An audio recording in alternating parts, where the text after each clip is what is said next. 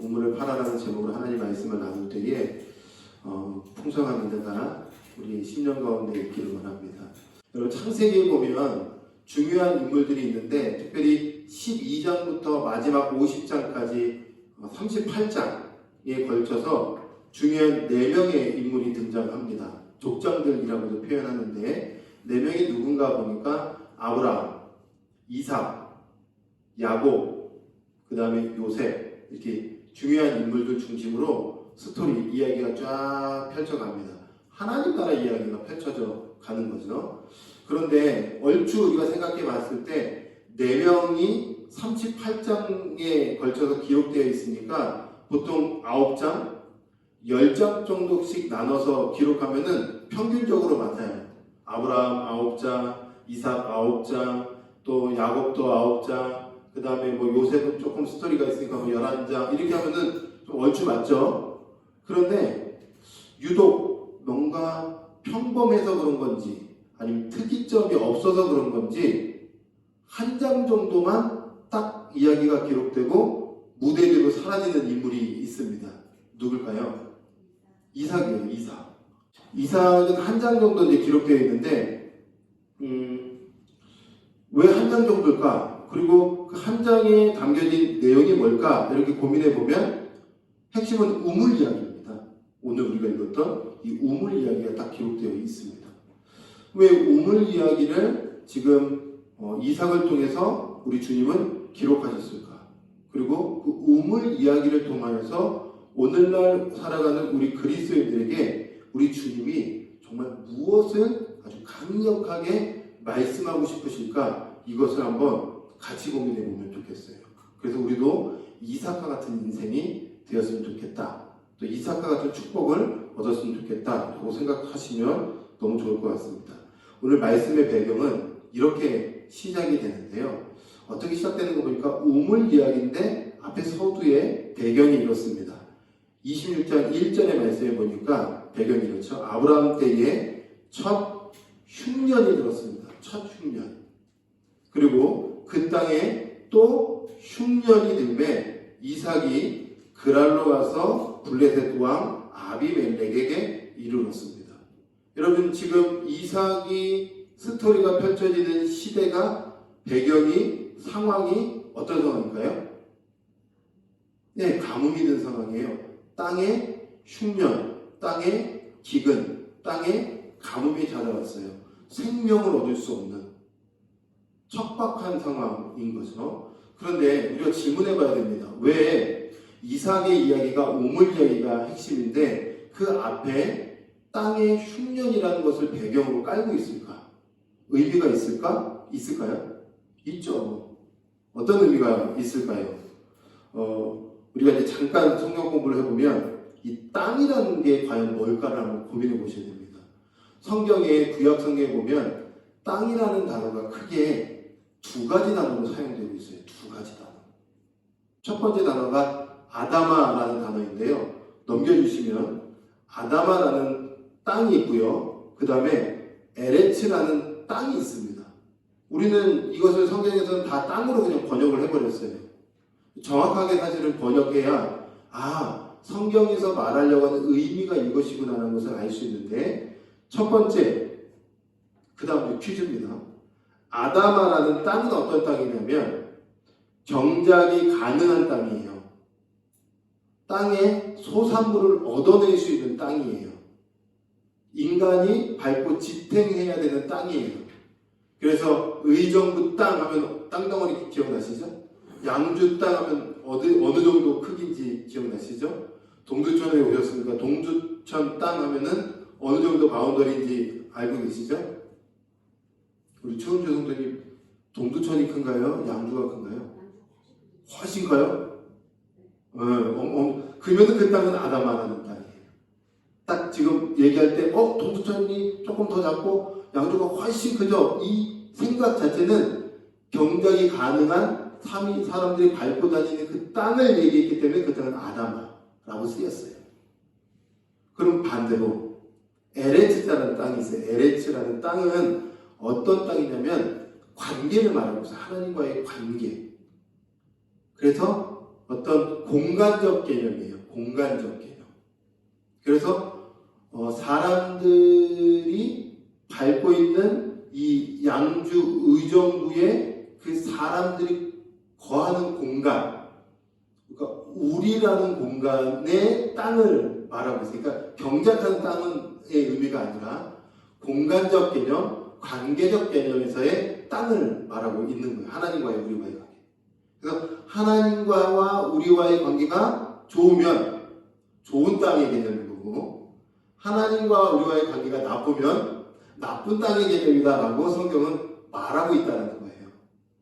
자, 이제 퀴즈 한번 해볼까요? 오늘 우리가 1절을 딱 읽었는데 1절에 뭐라고 얘기했냐면 아브라함 때 흉년이 들었더니 그 땅에 또 흉년이 든 거예요. 또 흉년. 그러면 그 땅은 아다마라는 땅을 쓰였을까요? 에레츠라는 땅으로 쓰였을까요? 에레츠. 그 땅에 흉년이 들었으니 아다마일까요? 에레츠일까요? 괜찮아요. 아까 처음에 말했던 아다마, 에레츠. 에레츠라는 땅으로 개념이 쓰였어요. 그러니까 여기에 흉년은 양주의 땅이 흉년이 들었다. 동두초라는 땅에 흉년이 들었다. 경작하는 보이는 땅이 아니라 보이지 않는 관계 속에서의 땅에 흉년이 찾아왔다라고 단어가 쓰여 있는 거예요. 그러면 이제 우리가 조금 이해하겠죠. 성경을 지금 볼 때에 지금 26장 1절의 의미의 땅은 사람들을 의미하겠구나 라는 것을 아마도 고민해보고 생각해 볼 수 있어요. 여러분, 땅이라는 개념 속에서 이런 표현이 나와요. 땅이 토해내다. 이런 거 한번 들어보셨어요? 땅이 토해내다. 안 들어보셨어요? 자, 그러면은 그 다음 구절을 보면 창세기 6장에 보면 재미난 표현이 있어요. 6장에 땅 얘기가 많이 나오는데 그 땅의 부분을 조금 더 성경 공부적으로 도와드리면 사람이 땅 위에 번성하기 시작할 때에 그들에게서 딸들이 나왔다. 이런 표현이 있어요. 거기서 땅은요, 아다마라고 쓰였어요. 보이는 땅에 대한민국의 사람들이 점점 더 많아졌다. 이런 표현이 되겠죠. 그런데 에레츠라는 땅으로 한번 쓰일 때는 이렇게 나와요. 6장 11절에 보면 그때에 온 땅이 에레츠죠. 하나님 앞에서 부패한 거예요. 땅이 부패했대요. 그리고 포악함이 땅에 가득했대요. 땅이 부패할 수 있나요? 땅이 포악할 수 있나요? 또 하나님이 보신즉 땅이 부패하였으니 이 땅에서 모든 혈육 있는 자의 행위가 부패함이었더라.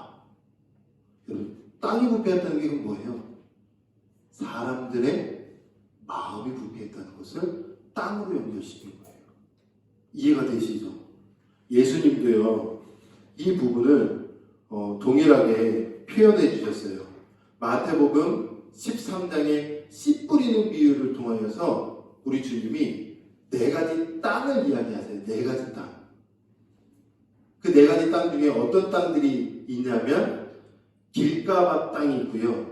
그 다음에 가시떨기가 있는 땅이 있고요. 돌짝밭으로 구성되어 있는 땅이 있고요. 좋은 땅이 있어요. 예수님이 친절하셔서 제자들에게 이 땅이 뭐지? 이런 땅은 무슨 말씀하시는 거지? 하고 할 때 야, 무슨 말 이해가 안 가지? 그것은 인간의 마음 상태야 라고 설명까지 붙여주셨어요. 그러니까 예수님이 땅이라는 걸 가지고 딱 왔을 때는 에레츠라는 땅을 딱 가지고 이해시켜 주셔서 너희가 땅이다 이렇게 말씀하시는 거죠. 여러분이 땅입니다. 그러니까 성경을 볼 때에 이 땅을 잘 기억하면서 보셔야 되고요. 뭔가 땅이 좀 인격적으로 표현된 것 같은데 땅이 토해낸다? 레위기의 말씀 보면요. 레위기에도 이렇게 말씀하세요. 그 땅도 더러워졌으므로 내가 그 악으로 말미암아 벌하고 그 땅도 스스로 그 주민을 토해내느니라. 땅이 토해내고 땅이 악하고 땅에 벌한다? 사람들의 마음 상태. 또 레위기 20장 22절에는 너희는 나의 모든 규례와 법도를 말씀대로 너희들이 행해 그러면 그리하여야 내가 너희를 인도하여 거주하는 땅에 너희를 토하지 아니하리라. 우리의 마음이, 우리의 영혼이 하나님 말씀을 사모하고 순종하려고 하니까 하나님 토해내지를 않네. 축복해 주시네. 성경 공부 끝입니다. 이해가 되시죠? 어렵지 않으시죠? 그 말씀을 그대로 가지고 와서 오늘 6장 1절의 말씀에 보니까 땅이 흉년이 들었다. 그러면은 어떤 상태냐면 그때 당시의 사람들의 마음 상태를 그대로 보여주고 있는 거예요. 그대로. 근데 흉년이 임했대요. 흉년은 기근이죠. 생명이 없는 거예요. 생명을 맺을 수 없고 열매를 맺을 수 없는 상태가 되는 거예요. 그러면 26장의 사람들의 상태는 하나님과 점점 멀어지고 하나님을 점점 거부하고 그들의 영혼이 기근처럼 쫙쫙 갈라진 상태를 의미하고 있다는 거예요. 여러분, 오늘 이 말씀을 한번 잘 고민을 한번 해보시죠. 여러분의 마음 상태는 어떠세요? 여러분이라는 땅의 상태는 어떠신가요? 여러분이 LH인데요. 여러분 마음은 어때요? 풍년인가요? 흉년인가요? 흉년이에요? 풍년이에요? 뭐 스스로 대답해 볼게요. 여러분, 이번 한 주 동안 제가 뉴스에서 들어보니까 뉴스에서 여러 소식들이 있어요. 그러니까 여러분 그 소식들을 가지고 이 땅을 한번 분석해 보시고 그러면서 사람들의 마음을 한번 잘 분석해 보십시오. 뉴스에서 이런 뉴스가 나왔어요. 마치 마태복음 24장의 종말의 이야기처럼 그 종말의 때의 마지막 때에 예수님 오시기 전에 일어나는 일들이 어떤 일이냐면 민족이 민족을, 나라가 나라를 대적하여 일어나겠고 곳곳에 기근과 지진이 있으리니 이 모든 것은 재난의 시작이고 그때 사람들의 마음에 불법이 강성하고 사랑이 식어진다. 이런 말세의 징조들을 우리 예수님 말씀하셨어요. 여러분, 전 지구적으로 일어나는 일들을 한번 잘 분석해 보십시오. 우크라이나 러시아 전쟁에 지금 3년째입니다. 왜 전쟁이 일어났을까요? 더 많은 무기를 이제 어떤 강력한 나라에서 지원한다고 합니다. 왜 지원하죠? 잘 싸우라고. 한쪽 나라에서는 토란 밥 한 끼 먹을 수 없어서 굶어 죽어가고 있는데 어떤 나라에서는 몇십조, 몇백조 막 지원하면서 계속 전쟁을 일으키고 있습니다.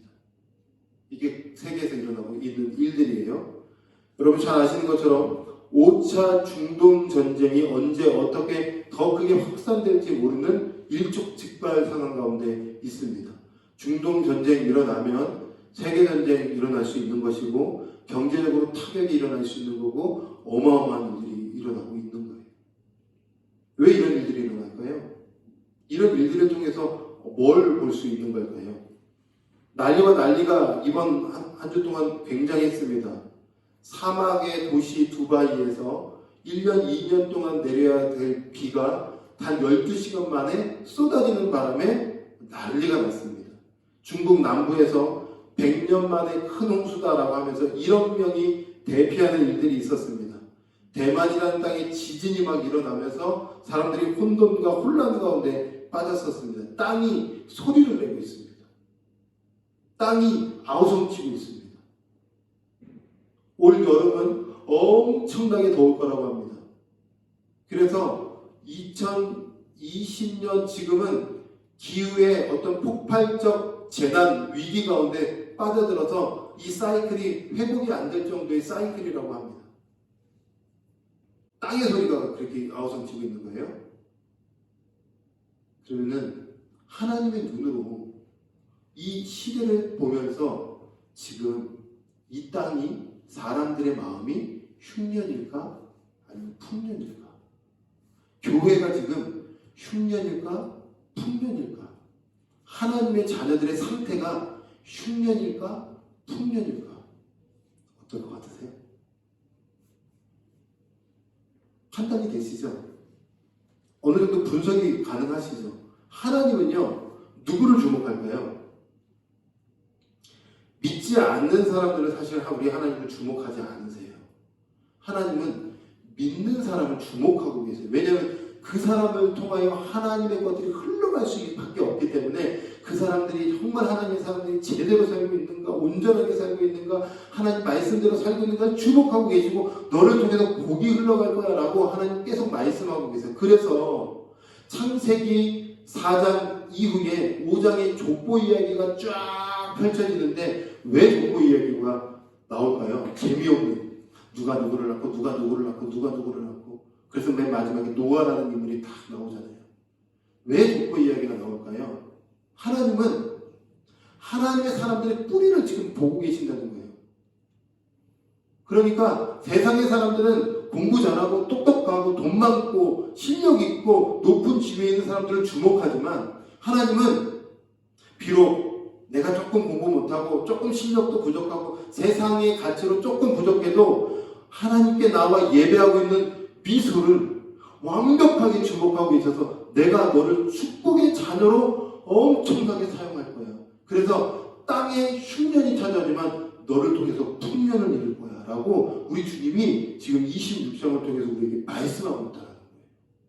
그래서 오늘 이삭이 살던 시대는 땅에 흉년이 임했는데 하나님 지금 땅이 너무 기근이 찾아와서 저 지금 이집트로 좀 갈까요? 아니, 가지 마.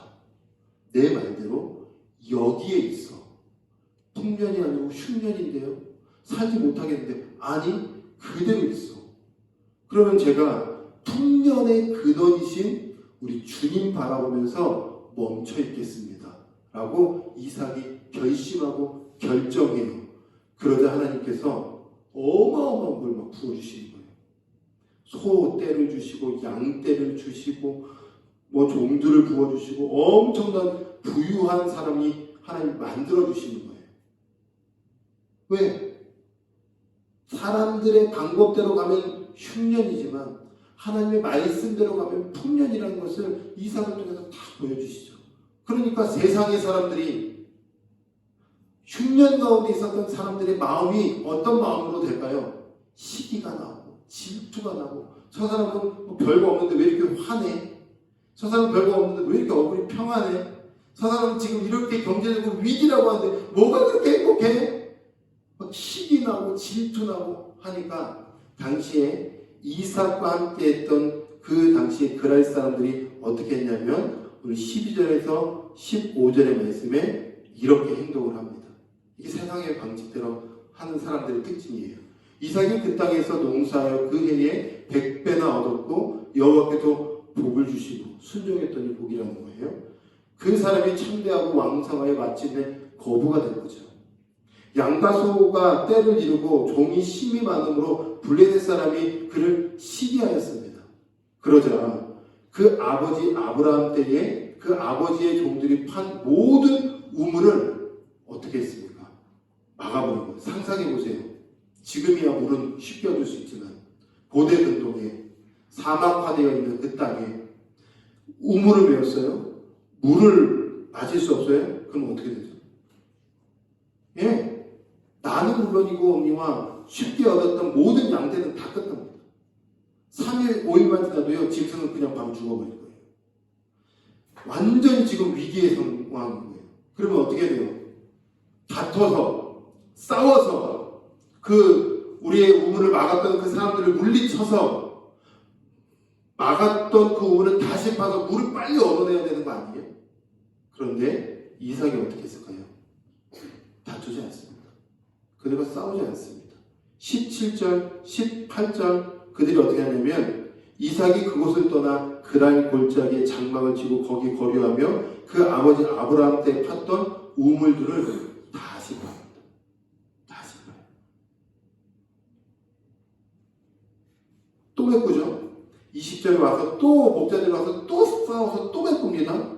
그러자 21절, 22절에 또 다른 우물을 또 팝니다. 그러니까 여러분 이게 반복되는 거예요. 오늘 말씀에 우물을 메꿨더니 다른 데 가서 파고 거기 메꿨더니 또 다른 데 또 가서 아브라함 아버지 우물을 또 파고 아버지 우물을 메꿨더니 거기 가서 또 파고 이게 반복됐다는 거예요. 그럼 두 가지입니다. 우물이 뭘까요? 물은 당시 고대 근동 사람들에게는 은혜였어요.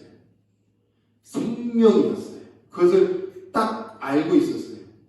그러니 이삭은 뭘 하냐면 하나님의 은혜를 가로막는 백성들과 싸우지 않고 다시 하나님의 우물을 가서 우물의 은혜를 먹고 생명을 먹고 거기에 힘을 얻고 다시 살아날 수 있는 그 용기를 얻어서 한 발짝 한 발짝 걸어갔다는 거예요. 누구의 우물을 팠을까요? 아버지 아브라함의 우물을 팠어요. 그럼 아버지 아브라함의 우물은 어떤 우물이길래 계속 아버지의 우물을 팠을까? 아브라함과 관련된 우물 이야기가 한 군데 딱 나와요. 어디 나오냐면 21장 33절에 나오는데 거기 뭐라고 나오냐면 그때도 우물이 막 다른 사람들이 메꾸고 빼앗고 막 이러자 야 이거 뭐냐 하면서 왜 우리 우물을 메꾸냐 막 이럴 때에 그때에 화해가 이루어지면서 아브라함이 했던 건 뭐냐면 우물을 되찾고 아브라함은 부엘세바에 에세의 나무를 심고 거기서 영원하신 여호와의 이름을 불렀어요. 그러니까 우물이 뭐냐면 여호와의 이름을 불렀던 예배의 장소였다는 거예요. 말씀을 쭉 거침없이 왔는데 정리해보면 우물은 우리 주님을 만나고 우리 주님을 높였던 예배의 장소였던 거예요. 여러분이 지금 오늘 이 자리에 딱 온 것은 무엇을 하고 있는 작업이냐면 우물을 파고 있는 거예요. 우물을 파서 찬양 중에 하나님을 높이고 말씀 중에 말씀이 깨달아주고 기도 중에 내 마음에 하나님과 어떤 소통함이 딱 이루어지면 여러분은 샘을 얻은 거예요. 물을 마신 거고 그 물은 생명이고 은혜가 되는 거예요. 은혜가 되면 하나님께서 세상에서 결코 얻을 수 없는 하나님 나라의 거부로 만들어주시고 축복의 자녀로 만들어주시는 거죠.